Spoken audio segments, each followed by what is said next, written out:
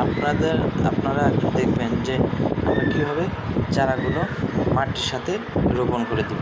প্রথমে আমরা এভাবে মাটিতে দুটি পাত্রের ভিতর মাটি নেব এবং বালি মাটি, তারপরে এগুলোকে পানি দেব। পানি দেওয়ার পর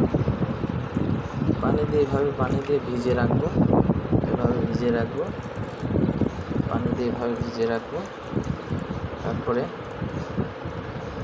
এভাবে ভিজিয়ে রাখবো। তারপরে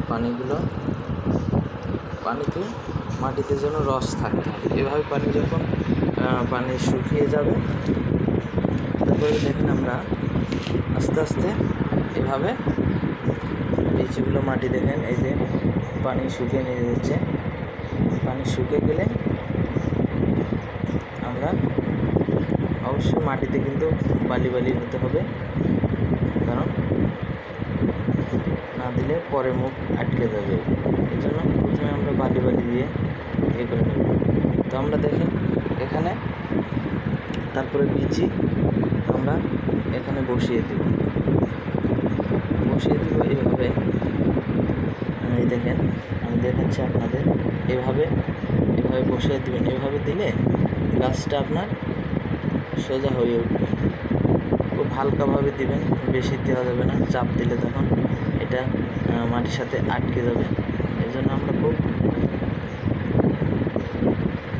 হালকা করে দিব, যে গাছগুলো যেন সুন্দরভাবে বড় হয়ে ওঠে, সোজা হয়ে ওঠে।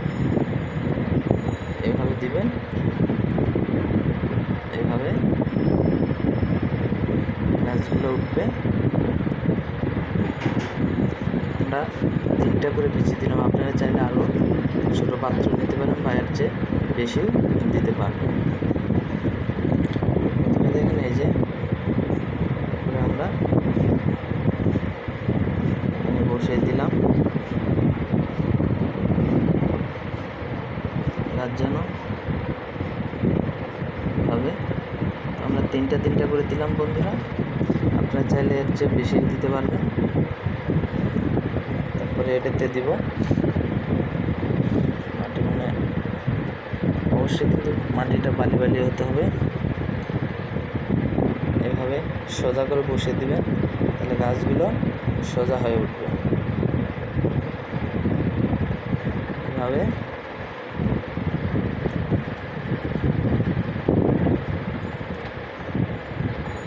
এইভাবে আমরা সোজা করে দিব।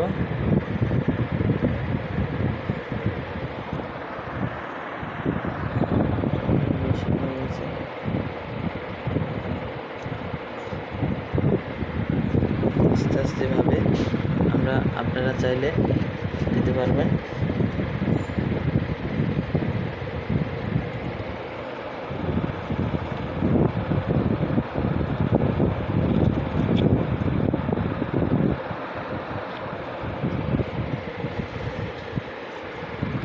হালকাভাবে দিয়ে দিবেন, যে বেশি দূরে যেন না যায় শিকড়। এই জন্য বিচিটা একটু উপরে দিয়ে রাখবেন।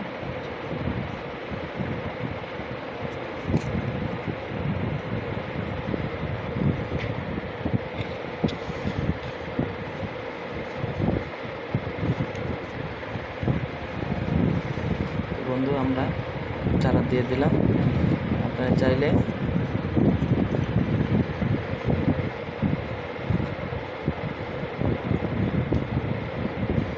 সবসময় মাটি নরম করে রাখতে হবে। এখান থেকে আমরা বিচি দিয়ে রাখলাম, এরপরে আমরা কয়েকদিন পরে দেখবো এখান থেকে গাছ কীভাবে বের হয়। তো বন্ধুরা, ভিডিওটা যদি আপনাদের ভালো লেগে থাকে অবশ্যই আমার ভিডিওটাকে লাইক দিবেন এবং কমেন্ট করবেন আপনারা আরও কী ধরনের ভিডিও পেতে চান। তো বন্ধুরা, সবাই ভালো থাকেন। আমরা আবার আপনাদের দেখাবো যে গাছগুলো কীভাবে হয়েছে কিনা, বের হয়েছে কিনা। তখন আপনাদের আবার পরবর্তী নেক্সট ভিডিওতে আপনারা আমি দেখাবো।